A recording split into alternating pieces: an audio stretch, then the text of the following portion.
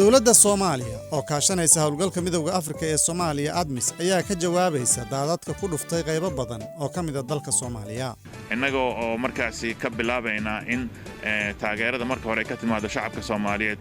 barnaamijka hayaan waxaan toddobaadkan kaga hadli doonaa qaababka ugu habboon ee wax looga qaban karo saamaynta fatahaadaha iyo sida loo caawin karo dadka daadadku saameeyeen.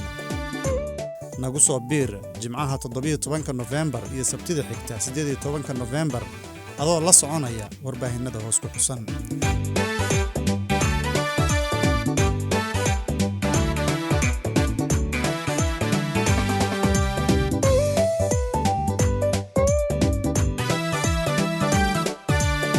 sidoo kale waxaad barnaamijka ka heli kartaa bogga ADMIS ee YouTube-ka.